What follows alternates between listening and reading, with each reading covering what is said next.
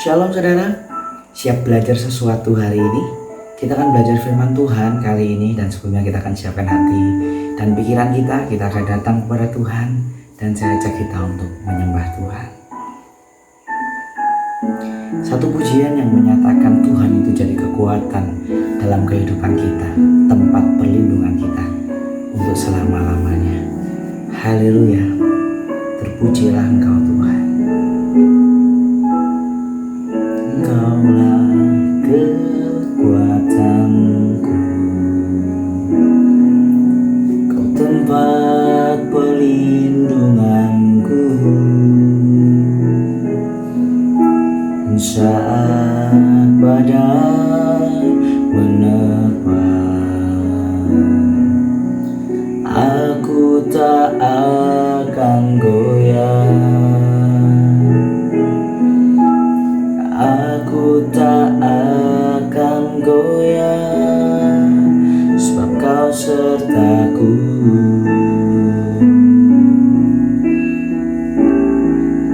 Sejauh langit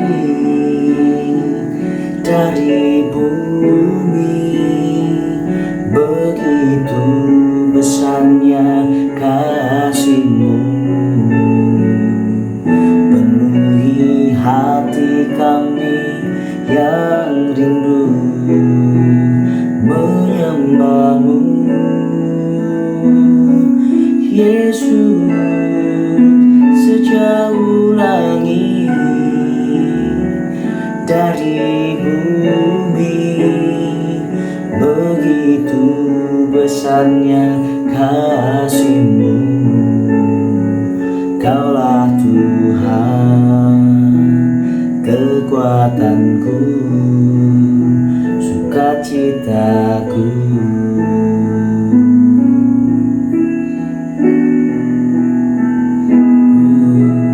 Engkaulah kekuatanku,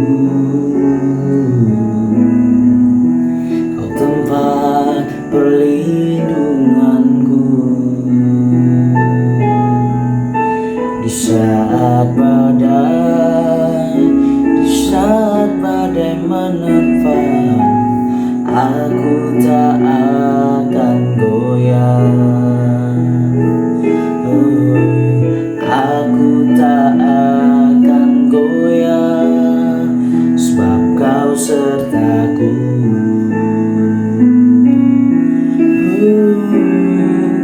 Sejauh langit dari bumi, begitu besarnya kasih-Mu. Penuhi hati kami yang rindu menyembah-Mu, Yesus. Sejauh langit dari bumi, begitu besarnya kasih-Mu. Kaulah Tuhan, kekuatanku, sukacitaku.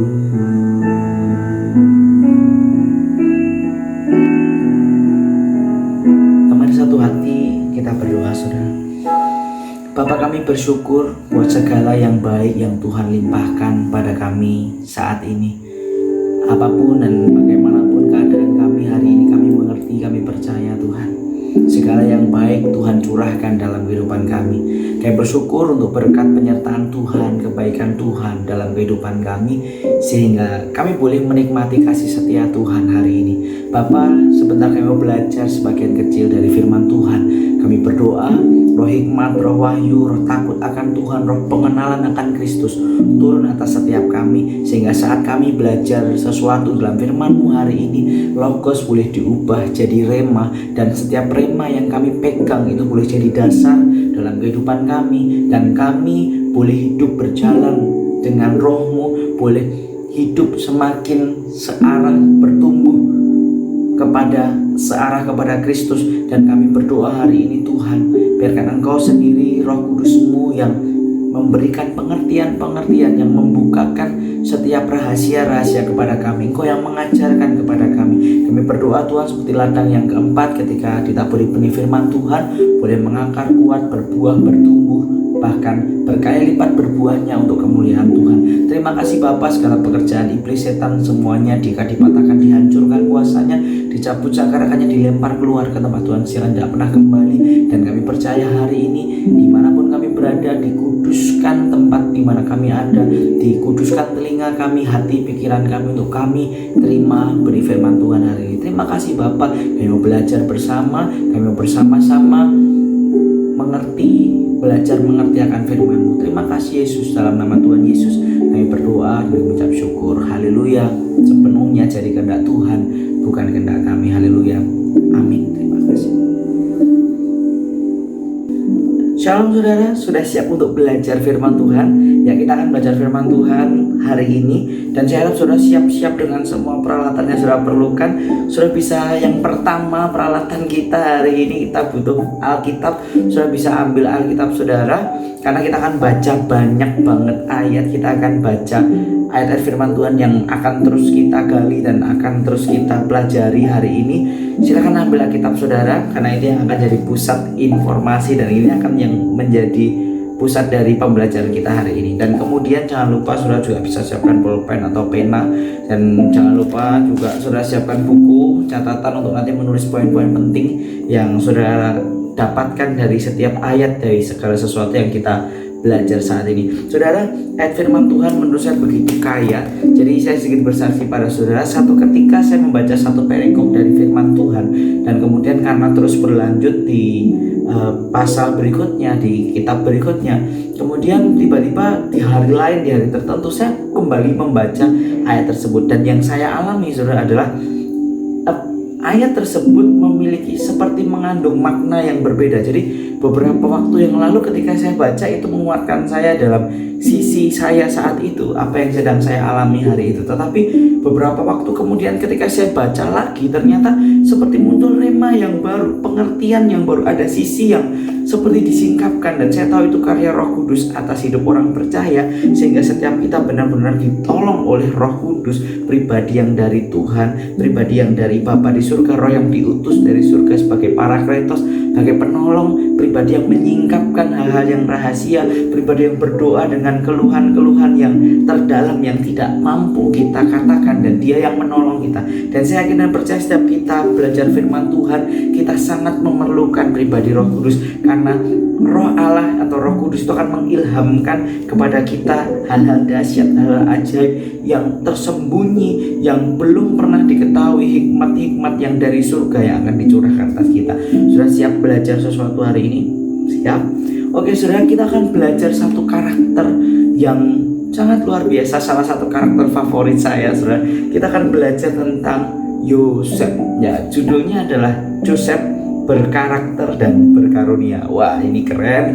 Ini masih sambungan perenungan dan pembelajaran tentang firman Tuhan yang beberapa waktu kemarin saya upload juga. Sudah bisa baca tentang roh karunia Roh Kudus di situ, dan kita akan belajar ada satu pribadi yang dia juga diberi Tuhan karunia, tetapi ternyata dalam kehidupannya dia mengalami proses, dan dalam proses ini dia perlu yang namanya karunia dan dia perlu yang namanya karakter. Dan bagaimana dua hal ini saling mensupport, dan bagaimana dua hal ini diperlukan oleh kita semua anak-anak Tuhan dalam kita mengalami proses kehidupan kita. Saudara, kalau ingat tentang Joseph atau Yusuf, apa yang ada di benak saudara? Mungkin dalam cerita kisah Alkitab dalam masa kecil kita ya saudara, dalam waktu kita sekolah minggu dahulu, atau firman-firman yang sering disampaikan bagaimana Yusuf itu anak kesayangan papanya, kemudian Yusuf itu adalah orang yang dibenci saudaranya, kemudian dijual, kemudian dia nanti ada di Potifar, kemudian dia dilempar, dibuang ke penjara, dan setelah itu nanti dia akan jadi seorang pemimpin, jadi orang yang memberkati bangsa yang besar, karena dia akan memelihara orang tuanya dan memelihara kakak-kakaknya sebagai orang nomor 2 di Mesir. Nah saudara, kita mau belajar lebih dalam, lebih detail lagi. Kita akan belajar dan kita akan siapkan Alkitab kita akan belajar kehidupan Yusuf Yusuf yang dari kanak-kanak, dari masa kecilnya dulu, kemudian Yusuf yang di rumah Potifar, dan selanjutnya Yusuf yang di penjara, kemudian Yusuf sebagai seorang pemimpin. 4 fase kehidupan Yusuf ini akan kita pelajari, dan kita akan belajar bagaimana seorang Yusuf ini dia punya karunia tapi dia juga berkarakter dalam Tuhan. Nah, saudara, kita akan coba belajar tahap yang pertama nih, bagian yang pertama, kehidupan Yusuf sewaktu kanak-kanak. Kita akan baca di Kejadian pasal 27. Wah, kitab Kejadian pasti sangat mudah kan membacanya, sangat mudah untuk membukanya kan. Kitab yang pertama dari Alkitab kita, kitab Kejadian. Bukanya dari depan ya saudara, karena ini kitab pertama. Kejadian pasal yang ke-37. Saya akan bacakan untuk saudara, dan kita akan belajar beberapa poin-poin penting yang bisa kita temukan dalam kisah kanak-kanak seorang Yusuf. Saya akan bacakan untuk saudara, saudara bisa menyimak, terus juga bisa membaca bersama-sama dengan saya. Oke, kita baca sama-sama aja ya saudara. Kejadian pasal 37 dari ayat yang pertama sampai ayat yang ke-10 kita akan baca bersama-sama. Yuk. Kejadian pasal 37 ayat 1 sampai 10. LAI berikan judul Yusuf dan saudara-saudaranya. Demikian firman Tuhan. Adapun Yakub, ia diam di negeri penumpangan ayahnya, yakni di tanah Kanaan. Inilah riwayat keturunan Yakub. Yusuf tatkala berumur 17 tahun, jadi masih muda, biasa mengembalakan kambing domba bersama-sama dengan saudara-saudaranya, anak-anak Bilha dan Zilpa, kedua istri ayahnya. Dan Yusuf menyampaikan kepada ayahnya kabar tentang kejahatan saudara-saudaranya. Yusuf ini seorang yang suka lapor. Ya, dia sering ngomong ke ayahnya tentang apa yang dilakukan kakak-kakaknya yang suka jahat terhadap apa yang dipercayakan oleh papa Yakub kepada anak-anaknya ini. Dan ternyata kakak-kakaknya ini nakal, saudara. Jadi dia berbuat sesuatu yang tidak baik. Kemudian ayat yang ketiga, Israel jadi Yakub. Jadi Yakub itu memang namanya diubahkan oleh Tuhan menjadi Israel. Jadi di sini katakan Israel itu maksudnya Yakub. Israel lebih mengasihi Yusuf dari semua anaknya yang lain, sebab Yusuf itulah anaknya yang lahir pada masa tuanya. Dan ia menyuruh membuat jubah yang maha indah bagi dia, yaitu di gambarnya ada saya beri Joseph dengan jubah maha indah, dikatakan jubah warna-warni yang diberikan oleh Papa Yakub, ya, diberikan kepada Pak Yakub kepada Yusuf ini karena dia adalah anak yang dikasihi, jadi diberikan jubah yang maha indah.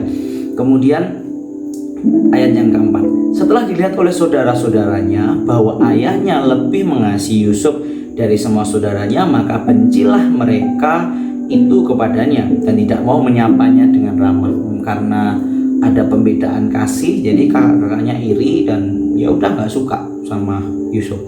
Ayat yang kelima kita baca. Pada suatu kali bermimpilah Yusuf.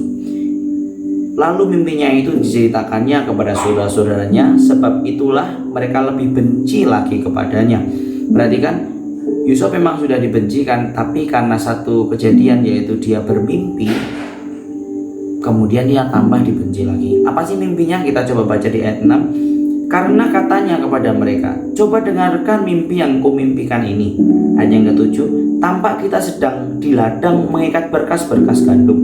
Lalu bangkitlah berkasku dan tegak berdiri. Kemudian datanglah berkas-berkas kamu sekalian mengelilingi dan sujud menyembah kepada berkasku itu.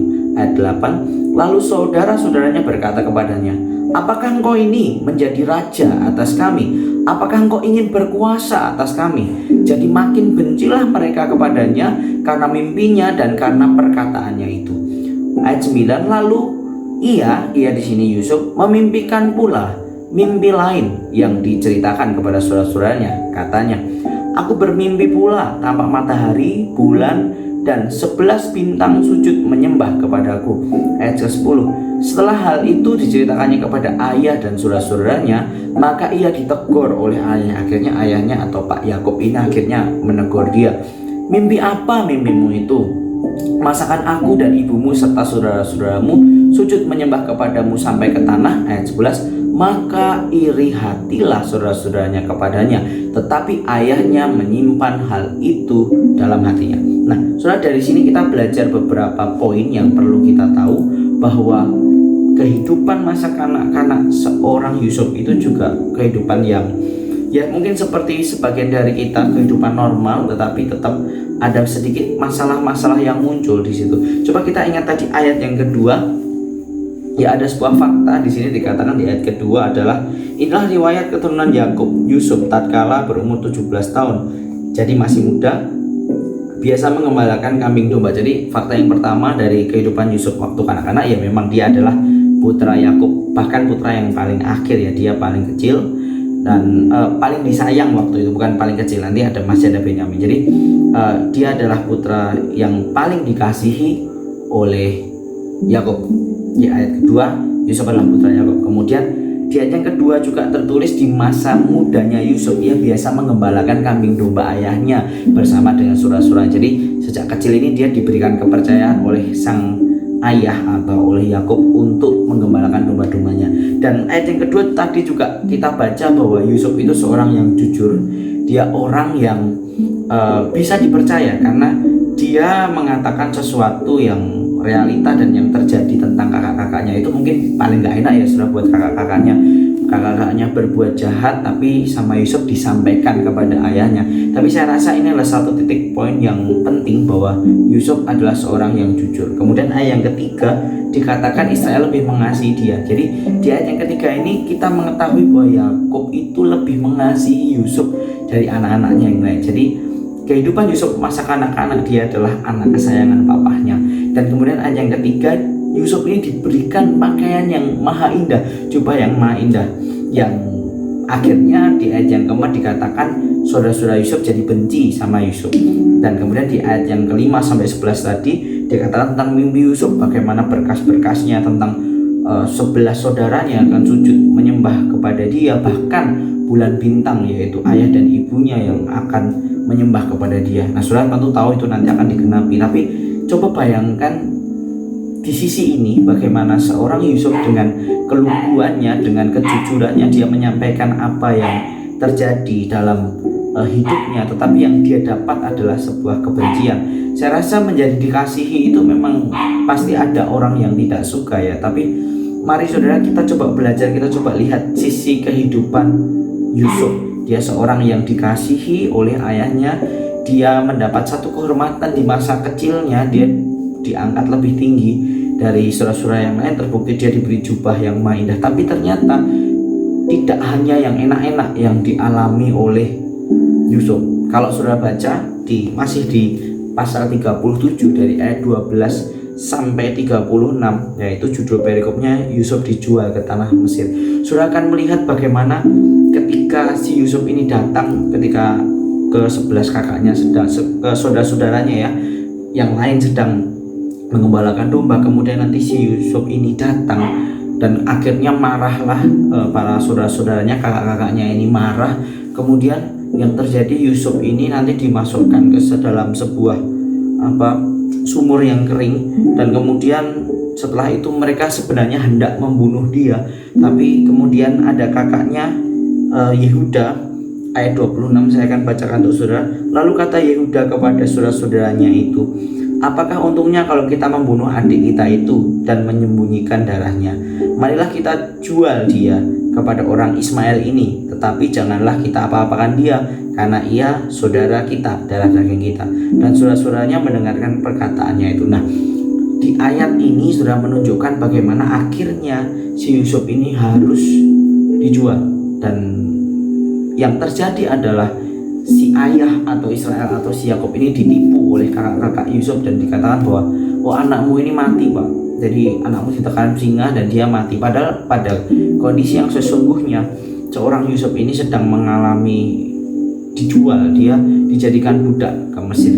Bayangkan saudara, di masa kanak-kanak seorang yang masih muda seperti Yusuf mengalami sebuah penolakan dalam hidupnya. Ya mungkin dia jadi anak kesayangan papahnya, mungkin dia dapat jubah maha indah, tapi ternyata ada orang-orang, ada saudara-saudara, bahkan saudara-saudara sekandungnya, saudara-saudara sedarahnya yang dia menginginkan kematian Yusuf.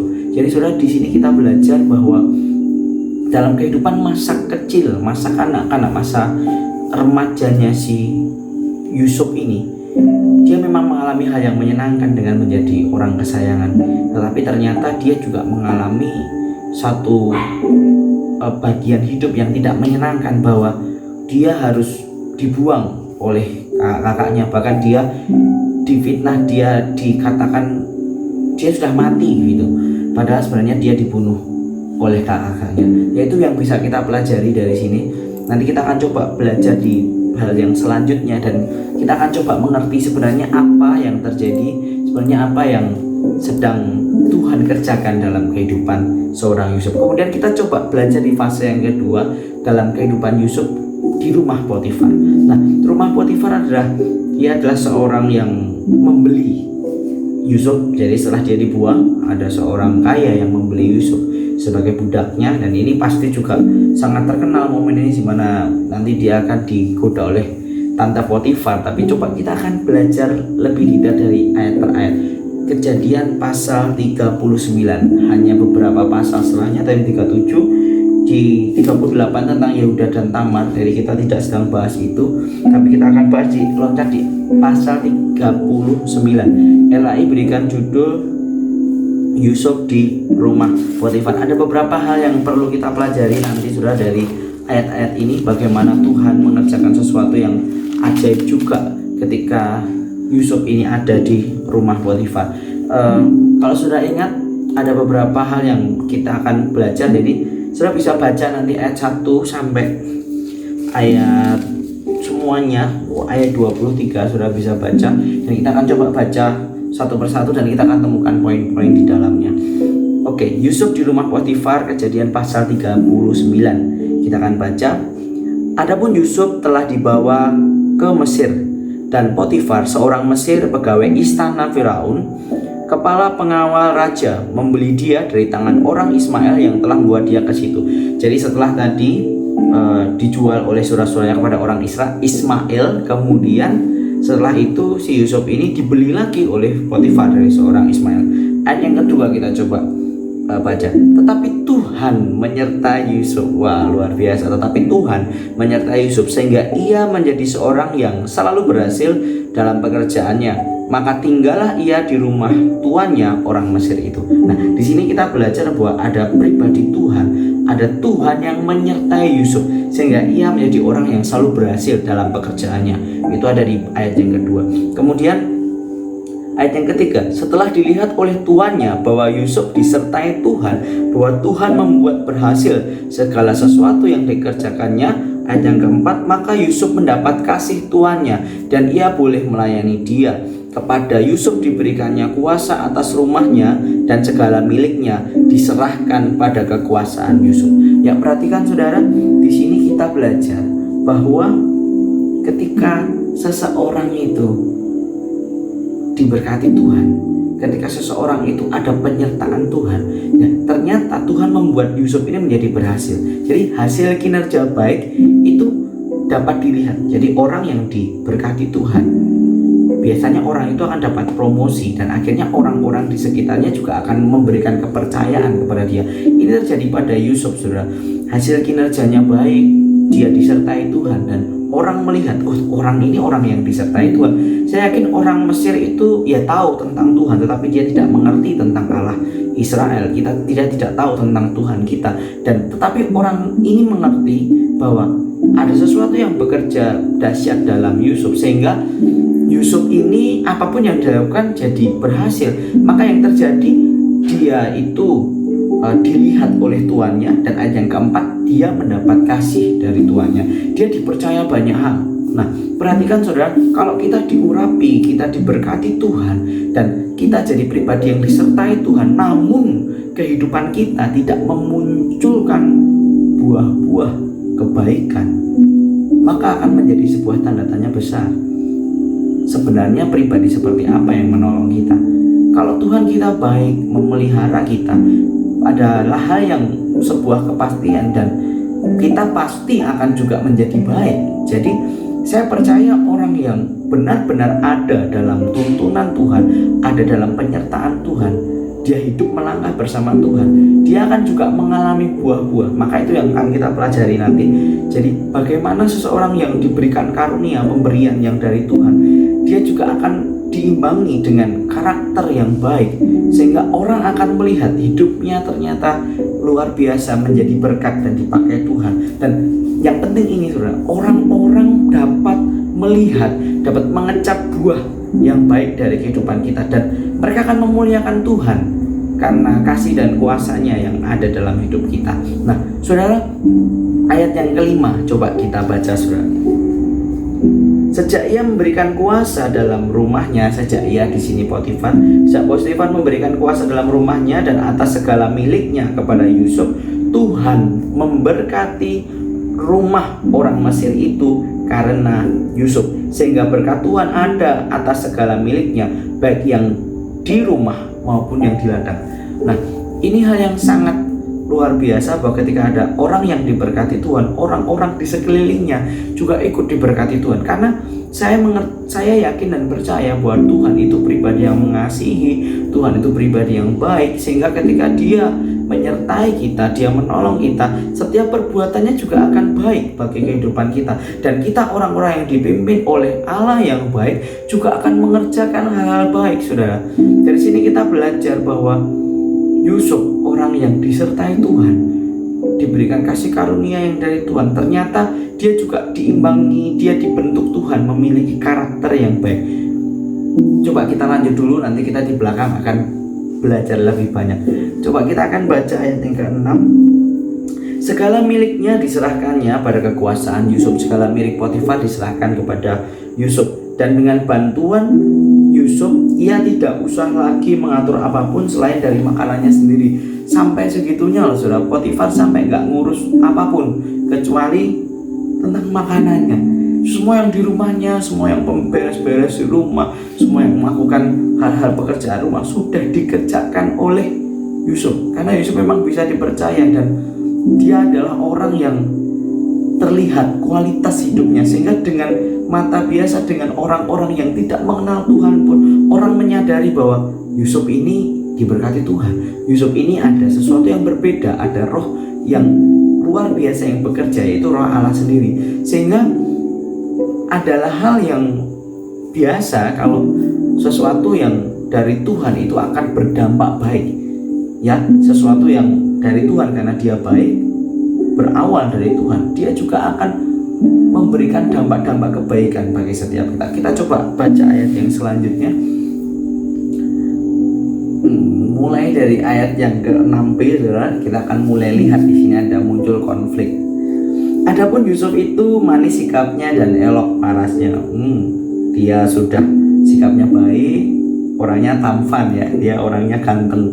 Wah, ini perfect juga ya buat para ladies ya. Carilah Yusuf-Yusuf yang ada di zaman sekarang. Secara karakter dia baik dan dia diberkati Tuhan, bahkan dia hidup mengandalkan Tuhan. Dan puji Tuhan dia elok parasnya. Berdoa saudara. Kemudian ayat yang ke-7. Selang beberapa waktu, istri tuannya memandang Yusuf, istri Potifar memandang Yusuf dengan birahi, lalu katanya, marilah tidur dengan aku. Tetapi Yusuf menolak dan berkata kepada istri tuannya itu, dengan bantuan tuanku tuanku tidak lagi mengatur apa yang ada di rumah ini, dan ia telah menyerahkan segala miliknya pada kekuasaanku. Ayat 9, bahkan di rumah ini ia tidak lebih besar kuasanya daripadaku, dan tiada yang tidak diserahkannya kepadaku selain daripada engkau, istri Potifar, sebab engkau istrinya. Bagaimanakah mungkin aku melakukan kejahatan yang besar ini dan berbuat dosa terhadap Allah? Ayat yang ke-10, walaupun dari hari ke hari perempuan itu membujuk Yusuf, Yusuf tidak mendengar bujukannya itu untuk tidur di sisinya dan bersetubuh dengan dia. Nah saudara, bayangin saudara, sudah manis apa tadi? Manis sikapnya, elok parasnya, pekerjaannya baik, dia menjadi orang yang bisa dipercaya. Dan ada satu titik di mana waktu itu Yusuf mengalami istri Potifar ini suka sama dia dan mengajak untuk bersetubuh dengan dia. Saya sangat tertarik dengan jawaban dari Yusuf. Yusuf ayat yang ke-9, bagaimanakah mungkin aku melakukan kejahatan yang besar ini dan berbuat dosa terhadap Allah. Saudara, yang ada di pikiran Yusuf bukan saja tentang, ya saya tahu dia pasti juga takut dengan kepercayaan dari suami Potifar, dari bapak Potifar, tapi dia takut kepada Allah. Dia menjaga kekudusannya, dia tidak mau melakukan kesalahan, dan dia takut kepada Tuhan. Di sini dikatakan dengan jelas, saudara, jawabannya. Bagaimanakah mungkin aku melakukan kejahatan yang besar ini dan berbuat dosa kepada Allah? Dia sudah tahu kalau itu jahat dan itu berdosa di hadapan Tuhan. Saudara, dalam kondisi seperti ini, kalau kita diperhadapkan dalam kondisi seperti Yusuf, sudah jadi orang berkuasa, sudah punya kekuasaannya banyak, semua kekayaannya Potifar itu jadi punyanya dia, digoda loh sama istrinya. Saudara, saya membayangkan istri Potifar ini kan istri orang kaya ya, saudara. Di situ ayat 1 tadi, adapun Yusuf telah dibawa ke Mesir, dan Potifar, seorang Mesir, pegawai istana Firaun, kepala pengawal raja. Bayangkan, itu kalau sekarang mungkin dia pejabat. Istri pejabat itu nggak ada yang jelek kan, saudara. Minimal perawatan lah mereka. Saya kok berpikir bahwa istri Potifar ini bukan wanita yang jelek, bukan seseorang yang buruk rupa. Saya yakin dia orangnya cantik. Dan seorang Yusuf menolak, saudara. Saya berpikiran begini, kalau berpikiran normal ya, jika itu terjadi, jika persetubuhan itu terjadi, saya yakin istri Potifar ini akan sangat mengasihi Yusuf.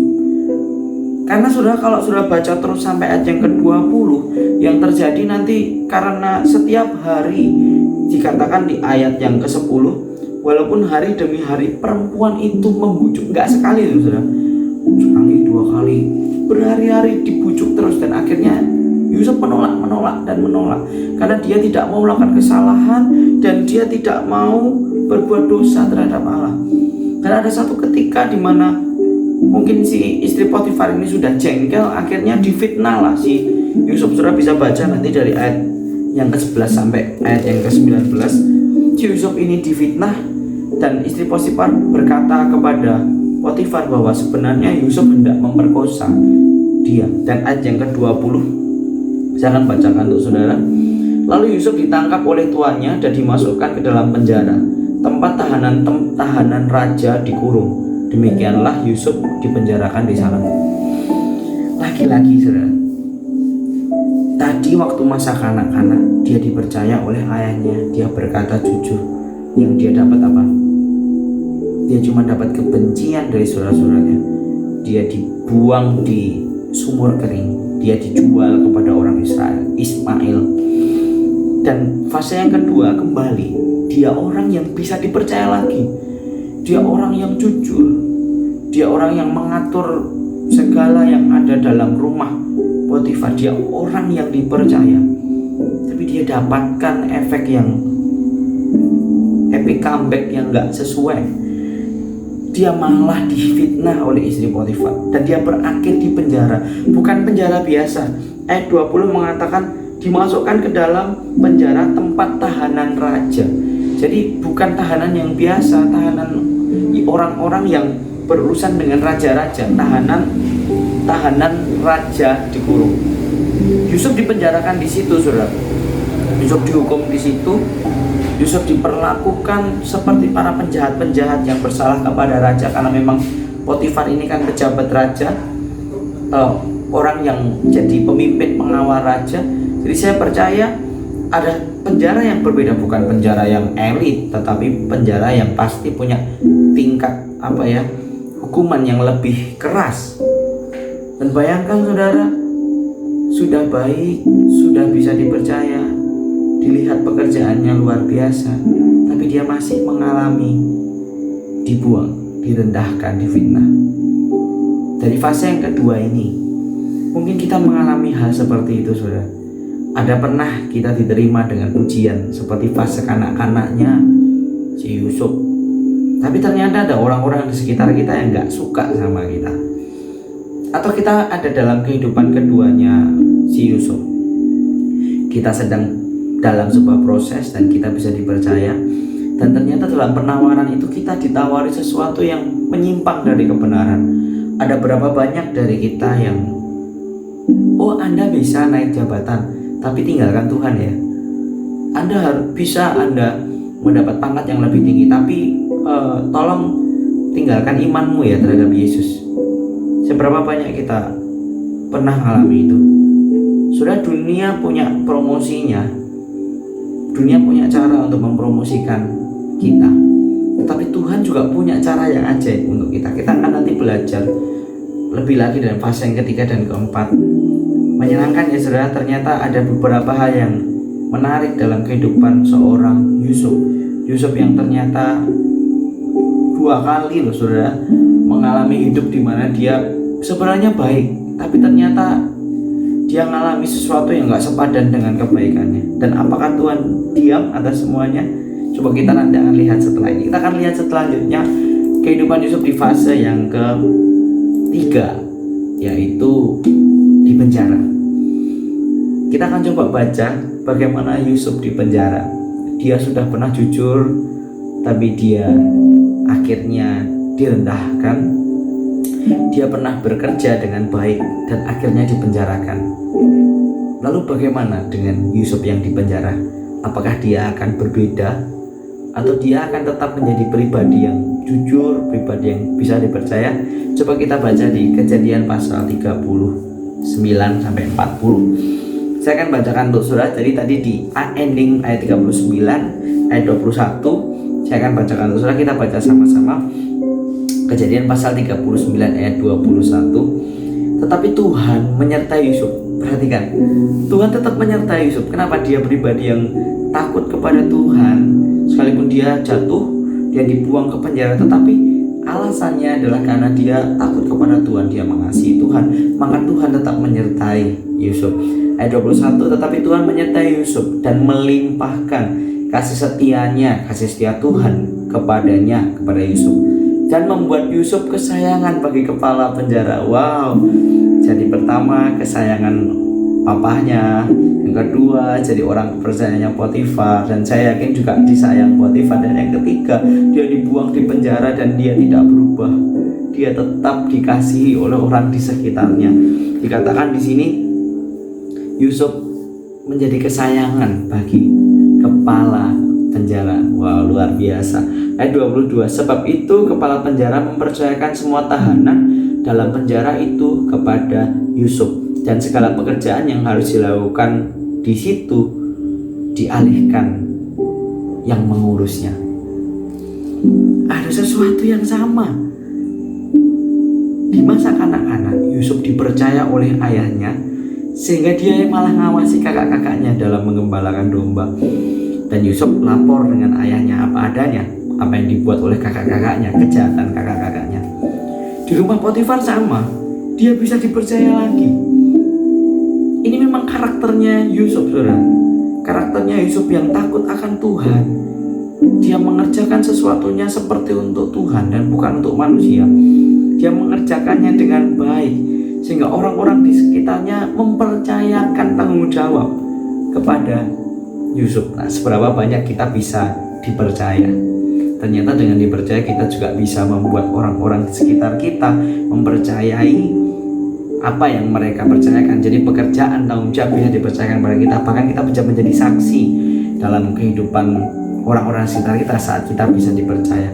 Saya akan bacakan ayat selanjutnya, ayat 23. Dan kepala penjara tidak mencampuri segala yang dipercayakan kepada Yusuf, karena Tuhan menyertai dia, dan apa yang dikerjakannya dibuat Tuhan berhasil. Perhatikan ayat ini, saudara. Tuhan menjadikan semua yang dikerjakan Yusuf itu jadi berhasil. Dan itu bukan sesuatu yang biasa loh, saudara. Karena orang-orang melihatnya. Kepala penjara melihat bagaimana Tuhan berkarya dengan ajaib kepada Yusuf. Ini sesuatu yang tidak bisa dibendung, sesuatu yang tidak bisa ditutupi. Ketika Tuhan membentuk, menolong seseorang, buah dari orang itu akan menjadi baik juga. Didikan Tuhan akan membawa orang itu terus menjadi berkat, terus melakukan kebaikan, terus menjadi yang mencolok di antara orang-orang di sekitarnya. Yusuf bisa dipercaya lagi, saudara. Dan kalau sudah baca ayat yang selanjutnya di Kejadian pasal 40, kalau sudah baca dari ayat 1 sampai 23, di situ nanti saudara ayat yang ke-5 sampai 19, Yusuf akan menafsirkan mimpi juru minuman dan juru roti. Tadi waktu kanak-kanak dia mimpi ya saudara, dan ada maknanya sudah disampaikan di situ. Saya tidak tahu apakah itu maknanya diketahui langsung oleh Yusuf atau memang bagaimana, tapi di ayat ini dikatakan bahwa Yusuf Tuhan berikan karunia untuk menafsirkan mimpi. Ayat 5 sampai 19, Yusuf Tuhan beri karunia untuk menafsirkan mimpi juru minuman dan mimpi juru roti. Dan yang terjadi, ayat 23 saya akan bacakan untuk saudara.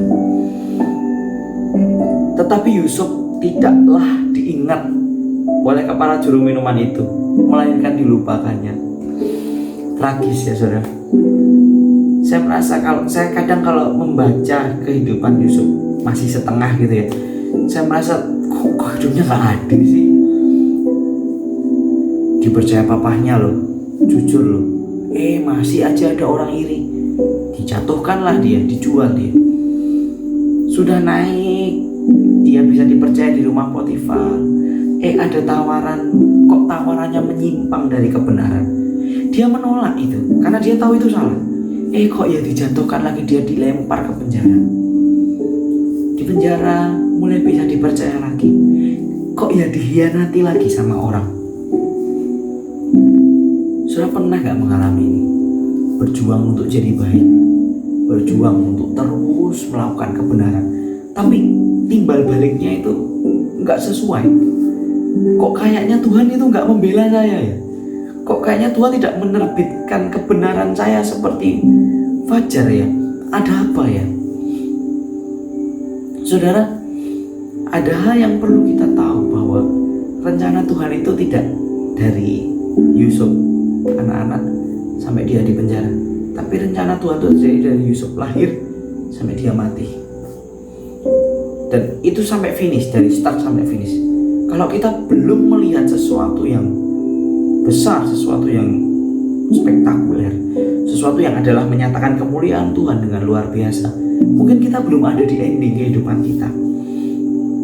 Kita masih dalam proses. Kita mungkin masih dalam fase kanak-kanaknya Yusuf yang masih diproses dengan orang-orang di sekitar kita, atau kita sedang berproses dengan pekerjaan yang kita malah ditawari sesuatu yang gak sesuai dengan kebenaran, dan ketika kita berani menolak, kita malah dikeluarkan, atau kita malah gak jadi naik jabatan. Atau kita sedang mengalami seperti Yusuf, yang kita menolong orang, masih dia dengan apa yang Tuhan percayakan di hidup kita, malah kita dikhianati. Perhatikan saudara, bagaimana Yusuf memiliki karakter yang kuat. Karakternya itu membawa dia dalam next level kehidupannya.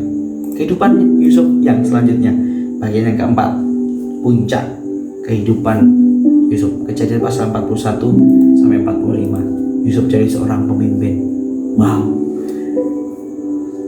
Di kisah sebelumnya, Yusuf tafsirkan mimpi seorang juru minuman dan juru roti. Dan di ayat yang ke-16 saya akan bacakan untuk saudara. Kejadian pasal 41 ayat 16. Yusuf menyahut Firaun, bukan sekali-sekali aku, melainkan Allah juga yang memberikan kesejahteraan kepada tuanku Firaun. Lalu berkatalah Firaun kepada Yusuf, dalam mimpi itu aku berdiri di tepi sungai Nil. Lalu tampaklah dari sungai Nil itu keluar 7 ekor lembu yang gemuk badannya dan indah bentuknya, dan makan rumput yang di tepi sungai itu.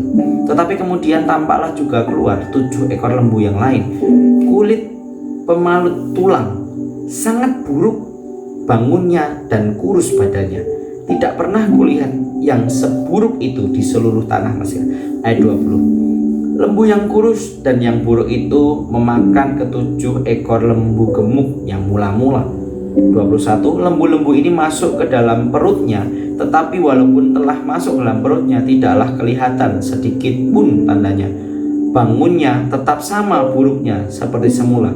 Lalu terjagalah aku. Dan selanjutnya ayat 22, selanjutnya dalam mimpiku itu kulihat timbul satu tangkai 7 bulir gandum yang berisi dan baik. Tetapi kemudian tampaklah juga tumbuh 7 bulir yang kering, kurus dan layu oleh angin timur. Bulir yang kurus itu memakan ke-7 bulir yang baik tadi.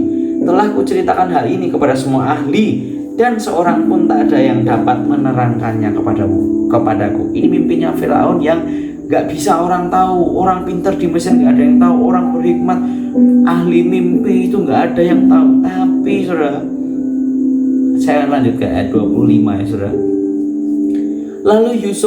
Lalu kata Yusuf kepada Firaun, kedua mimpi tuanku Firaun itu sama. Allah telah memberikan kepada tuanku Firaun apa yang hendak dilakukannya. Perhatikan, Yusuf mengerti bahwa itu pesan Tuhan yang diberikan kepada Firaun lewat mimpi. Dan yang terjadi, Yusuf menafsirkannya. Kita akan baca bagaimana seorang Yusuf menafsirkan mimpi Firaun. Ayat 26, ke-7 ekor lembu yang baik itu ialah 7 tahun, dan ke-7 bulir gandum yang baik itu ialah 7 tahun juga. Kedua mimpi itu sama, ke-7 ekor lembu yang kurus dan buruk yang keluar kemudian maksudnya 7 tahun. Demikian pula ke-7 bulir gandum yang hampa dan layu oleh angin timur itu maksudnya akan ada 7 tahun kelaparan. Inilah maksud perkataanku ketika aku berkata kepada tuanku Firaun, Allah telah memperlihatkan kepada tuanku Firaun apa yang hendak dilakukannya. Ketahuilah tuanku, akan datang 7 tahun kelimpahan di seluruh tanah Mesir. Kemudian akan timbul 7 tahun kelaparan. Maka akan dilupakan segala kelimpahan itu di tanah Mesir, karena kelaparan itu mengurus keringkan negeri ini. Sesudah itu akan tidak kelihatan lagi bekas-bekas kelimpahan di negeri ini karena kelaparan itu. Sebab sangat hebat kelaparan itu. Sampai 2 kali mimpi itu diulangi bagi tuanku Firaun, berarti hal itu telah ditetapkan oleh Allah dan Allah segera melakukannya. Ayat 33, oleh sebab itu baiklah tuanku Firaun mencari seorang yang berakal budi dan bijaksana dan mengangkatnya menjadi kuasa atas Mesir. Ayat 34, baiklah juga tuanku Firaun berbuat begini, yakni menempatkan penilik-penilik atas negeri ini, dan dalam ke-7 tahun kelimpahan itu memungut 1/5 dari hasil tanah Mesir. Mereka harus mengumpulkan segala bahan makanan dalam tahun-tahun baik yang akan datang ini, dan di bawah kuasa tuanku Firaun menimbun gandum di kota-kota sebagai bahan makanan serta menyimpannya. Demikianlah segala bahan makanan itu menjadi persediaan untuk negeri ini dalam ke-7 tahun kelaparan yang akan terjadi di tanah Mesir, supaya negeri ini jangan binasa karena kelaparan itu. Perhatikan, si Yusuf ini diberikan Tuhan karunia menafsirkan mimpi. Setelah mimpi juru roti dan juru minuman, sekarang Tuhan berikan dia jawaban atau arti dari mimpi Firaun. Kemudian apa yang terjadi? Kita baca selanjutnya. Judul perikopnya menarik, Yusuf di Mesir sebagai penguasa. Nah saudara, ayat yang ke-37, usul itu dipandang baik oleh Firaun dan oleh semua pegawainya. Lalu berkatalah Firaun kepada pegawainya, mungkinkah kita mendapat orang seperti ini? Perhatikan, seorang yang penuh dengan roh Allah.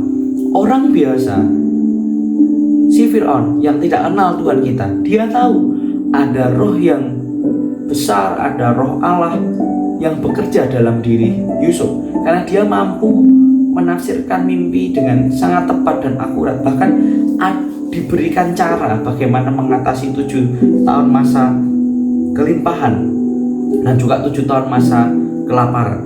Dan kemudian 39, kata Firaun kepada Yusuf, oleh karena Allah telah memberitahukan semuanya ini kepadamu, tidaklah ada orang yang demikian berakal budi dan bijaksana seperti engkau. Ayat 40, engkaulah menjadi penguasa atas istanaku, dan kepada perintahmu seluruh rakyatku akan taat. Hanya tahta inilah kelebihanku daripadamu. 41, selanjutnya Firaun berkata kepada Yusuf, dengan ini aku melantik engkau menjadi kuasa atas seluruh tanah Mesir. Sesudah itu Firaun menanggalkan cincin mantranya dari jarinya dan mengenakannya pada jari Yusuf. Dipakainyalah kepada Yusuf pakaian yang daripada kain halus dan digantungkannya kalung emas pada lehernya. Lalu Firaun menyuruh menaikkan Yusuf dalam keretanya yang kedua dan berserulah orang di hadapan Yusuf, "Hormat!" Demikian Yusuf dilantik oleh Fir'aun menjadi kuasa atas seluruh tanah Mesir. Berkatalah Fir'aun kepada Yusuf, "Akulah Fir'aun, tetapi dengan tidak setaumu seorang pun tidak boleh bergerak di seluruh tanah Mesir." Lalu Fir'aun menamai Yusuf Safnat Paaneah serta memberikan Asnat anak Potifera imam Dion kepadanya menjadi istrinya. Demikianlah Yusuf muncul sebagai kuasa atas seluruh tanah Mesir. Wow. Perhatikan saudara, Yusuf lagi-lagi dapat promosi. Lagi-lagi dia dinaikkan dengan satu karunia yang Tuhan beri padanya. Ya, karunia itu menafsirkan mimpi. Tuhan beri kasih karunia kepada Yusuf untuk mampu menafsirkan mimpi. Dan dari situ dia mengalami lonjakan-lonjakan kehidupan. Dan nanti kalau sudah baca sampai pasal yang ke-45, ketika saudara-saudaranya mulai kelaparan dan saudara-saudaranya datang kepada Yusuf, marahkah Yusuf? Dendamkah Yusuf? Tidak, saudara. Yusuf tetap mengasihi saudara-saudaranya. Bahkan ketika Yusuf menceritakan, "Akulah Yusuf adikmu yang kau buang, yang kau jual." Saya nggak tahu hati Yusuf itu sebesar apa. Kenapa dia bisa berikan pengampunan yang luar biasa kepada saudara-saudaranya. Kuncinya ada di karakter, saudara. Karunia membuat seorang dipromosikan dengan cepat, tetapi karakter membuat seseorang bertahan dalam promosi itu. Coba kita lihat lagi, saudara, fase-fase kehidupan seorang Yusuf. Ingat, dalam fase kanak-kanaknya dia disayang, tapi dia juga diiri hati oleh saudara-saudaranya. Saudara-saudaranya menjual dia. Ingat di rumah Potifar, dia bisa dipercaya, tapi dia hendak dipromosikan dengan melakukan sebuah kejahatan.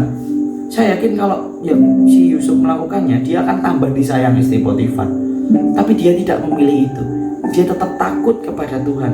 Dia memilih untuk tetap melakukan kebenaran dan menghindari dosa terhadap Allah. Di penjara, sekalipun dia dikhianati oleh orang yang pernah dia tolong, dia tetap bisa dipercaya. Sampai satu titik Tuhan kembali mempromosikan dia sebagai seorang pemimpin. Satu karunia Yusuf, hanya satu. Dia diberi Tuhan karunia menafsirkan mimpi. Tetapi dia punya karakter yang kuat. Dia punya hati yang terus kepada Tuhan, fokus kepada Tuhan. Saya tidak tahu hari ini saudara di fase apa. Fase anak-anaknya Yusuf yang sedang benci kepada keluarga, yang sedang merasa dikucilkan, yang sedang merasa dihina oleh keluarga. Atau saudara sedang mengalami fase Yusuf di rumah Potifar. Saudara sedang menitih karir dan kemudian ditawari sebuah jabatan atau promosi dengan catatan, engkau harus melakukan ini, engkau harus suap ini, engkau harus jatuhkan dia untuk engkau bisa naik. Dengan hal kotor, Yusuf memilih untuk tidak melakukannya. Di penjara, saudara. Jadi orang kepercayaan, menolong orang yang kesusahan, malah orang yang ditolong berbalik menyerang kita. Saudara mau pilih seperti apa? Mau tetap seperti Yusuf yang terus setia, tetap mengasihi, atau saudara mau malah marah-marah, mengutuk dia? Atau sekarang saudara sedang ada dalam posisi Yusuf yang ada di atas, sudah berhasil, sudah sukses, dan orang-orang yang pernah melukai saudara tiba-tiba datang meminta tolong. Apa pilihan saudara? Menolong dia atau membiarkan dia? Saudara, kalau kita belajar dari kisah Yusuf dari dia anak-anak sampai memimpin. Kalau saya boleh share kepada saudara, Tuhan tidak pernah salah. Tuhan membawa Yusuf. Tuhan memiliki sebuah destiny atau panggilan khusus bagi seorang Yusuf untuk menjadi seorang pemimpin. Jadi seorang pemimpin, orang nomor 2 di Mesir. Dan untuk dia menjadi seorang pemimpin, dia harus mengalami fase-fase ini. Masa iya sih? Apa gunanya jadi orang kesayangan tapi diiri hati? Apa gunanya? Apa sih maksud Tuhan dalam hidupku? Kenapa harus berproses begini? Saudara, kalau saya boleh bersaksi, saudara, bahwa setiap proses dalam kehidupan kita itu semuanya ada maksud Tuhan yang ajaib.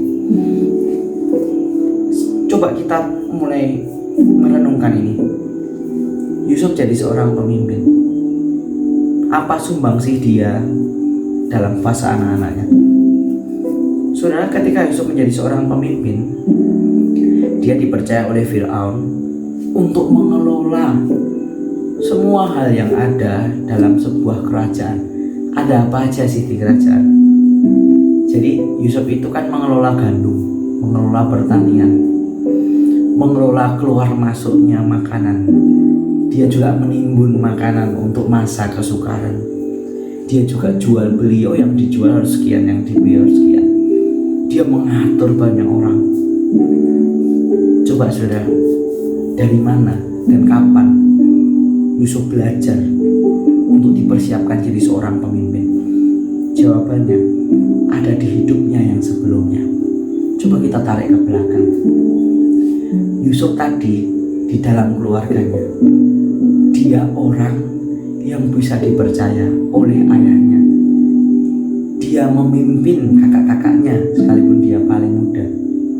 Dia yang muda, dia memanage apa yang ada dalam usaha orang tuanya, yaitu tentang ternak. Dia mengatur ternak, dia mengawasi kakak-kakaknya, dia memberikan informasi yang jujur. Saya bertanya pada saudara, apa yang didapat Yusuf waktu kecil? Dia belajar tentang tanggung jawab untuk memanage kakak-kakaknya, untuk memanage ini domba-domba ini yang digembalakan kakak-kakaknya ini. Dia belajar tentang bagaimana mengatur domba-domba. Ya, domba kan ada yang mati, ada yang kawin, kemudian yang punya anak. Kemudian domba itu mungkin ada yang diambil susunya, ada yang diambil bulunya, ada yang diambil dagingnya. Yusuf mengelola itu di masa kanak-kanak. Dan itu dipersiapkan Tuhan untuk ke depan dia jadi seorang pemimpin. Ketika memimpin, dia akan mengelola apa, saudara? Tumbuh-tumbuhan, mengelola semua gandum-gandum yang tumbuh itu. Ya, satunya peternakan, yang ini pertanian ya, saudara. Tapi saya yakin itu sudah disiapkan dari semula. Gak ada yang salah. Kenapa Anda di posisi sekarang? Karena ke depan Tuhan punya rancangan yang besar. Dan rancangan besar itu berawal dari apa yang Tuhan percayakan dalam hidupmu hari ini. Masih gak percaya? Coba lihat yang kedua. Di rumah Potifar. Apa yang dilakukan seorang Yusuf? Yusuf di rumah Potifar mengelola semua yang ada di rumah Potifar. Tadi kecil ya saudara, hanya ternak. Sekarang semua pekerjaan rumahnya Potifar ini. Saya kan juga keuangannya, jual beli, dia harus beli makanan ini, harus ngatur pegawai ini. Yusuf yang lakukan, karena dikatakan semuanya, tinggal cuma urusan makan. Berarti kan dia ngatur juga, ini beli apa untuk belanja hari ini, untuk makan ini apa, dia kelola. Orang-orang yang tadi cuma keluarganya, kemudian sekarang Potifar dan pegawai-pegawainya lebih besar. Dari kecil sekarang lebih besar. Dia mengatur lagi, mengelola keuangan. Dia mulai mengelola karyawan-karyawannya Potifar. Dia mengurus pekerjaan rumah. Apa sumbangsihnya ketika dia jadi pemimpin? Ya, ketika dia belajar dalam fase di rumah Potifar dan dia bisa dipercaya, itu menjadi bekal ketika dia jadi seorang pemimpin, saudara. Tuhan persiapkan kan. Kemudian fase yang ketiga, apa sumbangsihnya? Di penjara raja, dia memimpin semua hal yang dalam penjara. Soalnya penjara itu orang kriminal kan, saudara. Kira-kira orangnya mudah diatur atau enggak? Yang pertama ngatur saudara sendiri. Yang kedua ngatur orang yang sejawat sama-sama karyawannya Potifar. Yang ketiga ngatur orang berandal, sulit loh saudara. Ngatur orang-orang yang dalam penjara, wah lebih besar lagi ya tanggung jawabnya, dan lebih sulit lagi, yaitu proses. Tuhan memberikan kepada kita proses setahap demi setahap, dan dari semuanya ini akan berguna ketika Yusuf menjadi seorang pemimpin. Ketika dia jadi seorang pemimpin, dia sudah pernah belajar bagaimana manage uang di rumah Potifar, kan dia jual beli. Ketika Yusuf jadi seorang pemimpin, dia sudah belajar bagaimana mengatasi orang-orang yang kriminal. Dia pernah atasi di penjara. Orang-orang yang iri, yang gak suka cari keuntungan sendiri, dia sudah belajar sama kakak-kakaknya. Perhatikan saudara, dalam kehidupan kita Tuhan menyediakan proses untuk karakter kita semakin dikuatkan. Jadi hari-hari ini kalau saudara sedang mengalami sesuatu yang sulit, jangan menyerah. Pilih opsi selain menyerah. Berjuang, terus rendah hati, terus belajar, dekat sama Tuhan. Saya yakin kenapa Yusuf bisa berhasil sampai di titik ini, karena dia selalu disertai Tuhan, karena dia selalu mengandalkan Tuhan. Saudara, seorang Yusuf yang hanya punya satu karunia, Yusuf mengalami proses kehidupan yang luar biasa. Karunia cuma satu ya tadi, karunia cuma menafsirkan mimpi, tapi prosesnya membuat dia mampu bertahan dalam kehidupannya. Karunia karakter, kedua-duanya ini harus kuat. Gak peduli seberapa banyak karunia yang kamu miliki, tapi kalau kamu punya karunia tanpa karakter, kamu akan jadi monster. Kamu akan jadi orang yang bengis, kamu jadi orang yang kejam, kamu akan jadi orang yang ditolak oleh sekitar. Karunia membawa seseorang untuk dikasih Allah dan dikasih manusia. Terbukti Yusuf, dia mengandalkan Tuhan, dia dididik oleh Tuhan, dia mau berjalan bersama Tuhan, dan akhirnya dia jadi orang yang bisa dipercaya. Dan saya percaya orang yang tunduk dalam otoritas Tuhan, dia akan dibawa untuk menjadi terang, dia akan dibawa menjadi garam, dia akan dibawa untuk berdampak bagi sekitarnya secara positif. Saudara, jangan menyerah apapun posisi dan apapun kondisimu hari ini, sebab Tuhan punya rencana besar buat hidupmu.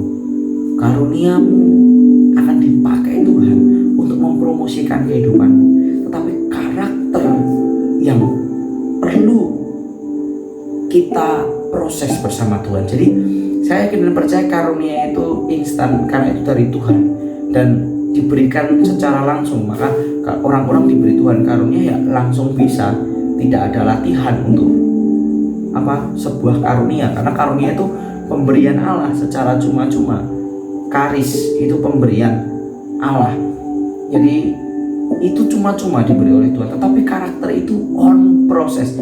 Maka saudara perlu mengerti, karunia itu instan tetapi karakter itu proses. Nah, kedua-duanya ini harus kita jalani, kedua-duanya ini harus kita usahakan. Menjadi serupa dengan Kristus juga dalam pribadinya, kita harus menuju ke arah itu, saudara. Coba kita mulai belajar bagaimana karunia dan karakter ini. Ada 9 karunia dan 9 buah roh. 9 karunia, 9 buah roh. Wah, ada sama 9. Ada yang menggambarkan ini sebuah sayap. Jadi 9 di kiri, 9 di kanan. Maka kalau terbang harus 2 sayap ya saudara, kan gak bisa terbang satu saja. Nah, kita harus punya karunia roh, tapi kita juga harus punya karakter. Kita harus punya kasih, sukacita, damai sejahtera, kesabaran, kemurahan, kebaikan, kesetiaan, kelemah lembutan, penguasaan diri. Dan kita juga harus punya karunia Allah. tentang karunia roh, di situ dikatakan kepada yang lain roh memberikan karunia untuk berkata dengan hikmat, berkata dengan pengetahuan. Roh memberikan karunia menyembuhkan, mengadakan mujizat, bernubuat, membedakan bermacam-macam roh, berkata-kata dengan bahasa roh, atau menafsirkan bahasa roh. Saudara, tidak peduli berapa karunia yang kamu miliki. Kalau sudah tadi baca, kalau kita ingat, Yusuf 1 loh saudara karunianya, nggak banyak. Dia nggak punya ke-9-9-nya itu. Ya mungkin dia berkata-kata dengan hikmat dan pengetahuan juga Tuhan beri ke dia. Bayangkan saudara, gak peduli berapapun karunia yang kamu miliki, kamu harus punya karakter yang sama seperti Kristus. Kamu harus punya yang namanya buah roh, karena itu yang akan membuatmu terus bertahan dalam proses dan promosi Tuhan.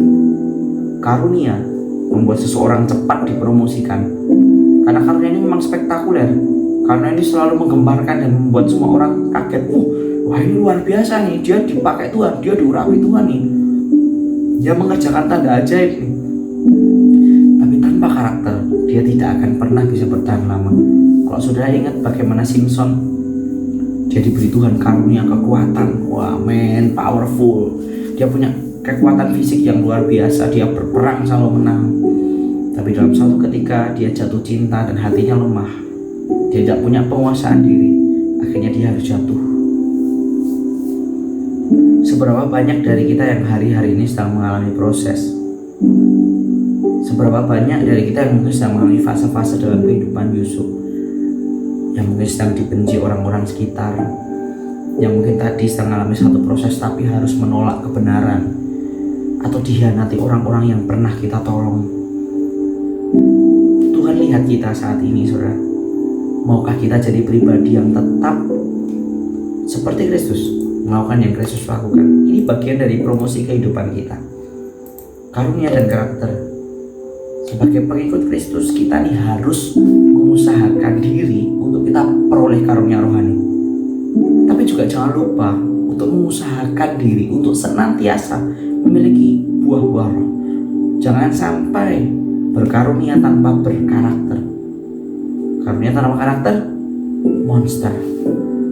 Tapi kalau karunia dengan karakter, wow, akan jadi orang yang dikasihi Tuhan dan dikasihi manusia. Saya ingat satu ayat firman Tuhan yang akan jadi penutup kita hari ini di 1 Korintus pasal 9 ayat 24-27. Ini Paulus yang mengatakan, dia juga yang setelah ini nanti dia akan bahas tentang karunia ya, 1 Korintus 12. Saya akan bacakan buat saudara. Tidak tahukah kamu bahwa dalam gelanggang pertandingan semua peserta turut berlari, tetapi bahwa hanya satu orang saja yang mendapat hadiah? Karena itu larilah begitu rupa sehingga kamu memperolehnya. Tetapi ayat 25, bukan tetapi ya, tiap-tiap orang turut mengambil bagian dalam pertandingan. Tiap-tiap orang yang turut mengambil bagian dalam pertandingan menguasai dirinya dalam segala hal. Mereka berbuat demikian untuk memperoleh suatu mahkota yang fana, tetapi kita untuk memperoleh suatu mahkota yang abadi. Ayat 26. Sebab itu Paulus ya, aku tidak berlari tanpa tujuan, dan aku bukan petinju yang sembarangan saja memukul. Ayat 27. Tetapi aku melatih tubuhku dan menguasainya seluruhnya, supaya sesudah memberitakan Injil, apa itu saudara, kepada orang lain, jangan aku sendiri ditolak. Dia berusaha menguasai diri dalam segala hal. Paulus itu juga punya karunia, tapi dia juga menguasai diri dalam segala hal. Dia menguasai, penguasaan diri termasuk buah roh kan saudara. Dan saya yakin tidak hanya itu yang dia lakukan, tapi tentang karakter yang terus dia push, terus dia belajar menundukkan keinginan dagingnya kepada keinginan Kristus. Bagaimana ulasan-ulasan Paulus tentang itu. Saudara, di era-era kali ini ada banyak orang berkarunia, banyak, tapi jangan sampai kita kehilangan karakter. Tuhan pasti berikan kepada Anda karunia. Saya yakin orang percaya itu diberi Tuhan karunia, minimal satu pasti diberi. Hanya mungkin saudara belum tahu kalau itu karunia saudara. Saudara, mari miliki karakter yang kuat supaya karunia ini benar-benar menjadi cara Tuhan mempromosikan kita, tapi karakter membuat kita bertahan. Jangan sampai Tuhan berkata, engkau mengusir setan, bukankah kau mengusir setan demi namamu Tuhan? Bukankah aku menyembuhkan orang sakit demi namamu? Tapi Tuhan jawab, nyalah engkau dari hadapanku, engkau pembuat kejahatan. Berkarunia loh saudara, tapi tertolak di hadapan Tuhan. Mari saudara, terus miliki karakter yang seperti Kristus, miliki buah roh, dan biarkan kita semakin serupa dengan Tuhan Yesus Kristus. Amin saudara. Puji Tuhan, terima kasih. Tuhan memberkati. Puji Tuhan, diberkati dengan pelajaran kita hari ini. Kita akan sama-sama renungkan firman Tuhan, dan kita akan sama-sama pujikan sebuah pujian untuk kita siapkan hati pikiran kita untuk berdoa. Mari angkat satu pujian berkenan bagimu.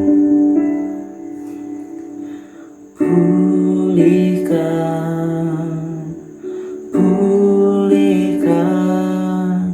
hatiku dengan kasih-Mu.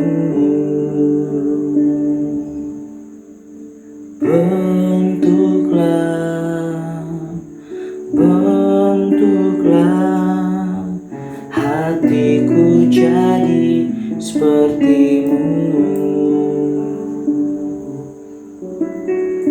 Kekudusan-Mu memenuhiku. Tuhan, ini rinduku.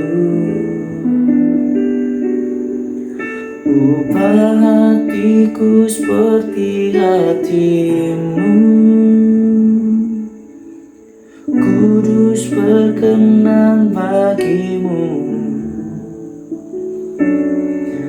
Bagaikan emas yang murni, bentuk hatiku selalu. Biar ku menjadi ciptaan baru, bebas dari semua yang jahat. Serupa dengan gambar-Mu, sucikanku, kuduskan hatiku, Tuhan. Mari satu hati kita berdoa saudara. Bapa, kami bersyukur hari ini kami belajar sesuatu dari hamba-Mu Yusuf. Bagaimana dia mengalami dari fase kanak-kanaknya di rumah Potifar, di penjara, dan Kau angkat dia jadi seorang pemimpin. Kami melihat Yusuf memang tidak punya banyak karunia, yang mungkin hanya menafsirkan mimpi, tetapi ada karakter yang kami belajar dari dia, pribadi yang terus mengandalkan Tuhan, mengutamakan Tuhan, pribadi yang mengasihi Tuhan dan mengerjakan semua yang Tuhan perintahkan dalam hidupnya. Dan dalam setiap proses yang dialami Yusuf, dia tetap setia dan tetap melakukan kebenaran. Doa kami hari ini Tuhan, kami mengerti, kami percaya Engkau Tuhan yang memberikan kepada kami karunia, dan kami bersyukur untuk setiap karunia yang Tuhan beri dalam kehidupan kami. Dan kami berdoa Bapa, biarkan karunia-karunia ini dapat memuliakan Engkau, dapat memperlengkapi tubuh Kristus, dapat saling melengkapi dengan anggota tubuh Tuhan yang lain, dan Engkau Yesus jadi kepalanya. Dan kami berdoa Tuhan juga untuk setiap proses yang sedang kami hadapi. Kami percaya setiap proses ada maksud Tuhan. Kenapa Yusuf harus di rumah diperlakukan seperti itu, kemudian naik lagi di rumah Potifar dan di penjara? Ternyata ada maksud Tuhan ketika Tuhan letakkan dia dalam panggilan hidupnya. Dan kami percaya semua hal yang sedang kami alami, mungkin kami sedang merasa tidak mampu, kami merasa tidak sanggup, kami sedang merasa dikhianati dan dilukai. Tapi hari ini kami mau belajar melepaskan pengampunan. Kami mau belajar taat dengan proses yang Tuhan beri, karena kami tahu proses ini akan membuat karakter kami jadi semakin seperti Kristus. Terima kasih Tuhan, kami berdoa Engkau terus lengkapi kami dan jadikan kami semakin serupa dengan Kristus. Kami berdoa Engkau berkati juga bangsa kami, berkati kota tempat di mana kami tinggal, berkati gereja lokal kami di mana tempat kami melayani dan tempat kami bertumbuh. Berkati pemimpin rohani kami, kakak rohani kami, pemimpin-pemimpin rohani kami, gembala kami, keluarga mereka, Tuhan menolong dan memberkati. Dan kami berdoa dimanapun kami berada, kami boleh jadi berkat bagi setiap orang sekitar kami. Dalam nama Tuhan Yesus kami berdoa, sepenuhnya kehendak-Mu yang jadi dalam kehidupan kami, bukan kehendak kami. Haleluya, haleluya. Meterai darah Yesus, jadi kehendak Tuhan yang sempurna, bukan kehendak kami. Haleluya, amin. Terima kasih saudara. Sampai jumpa dalam pembelajaran yang selanjutnya. Kita akan belajar lebih banyak lagi tentang kebenaran firman Tuhan. Tuhan Yesus memberkati. God bless you all.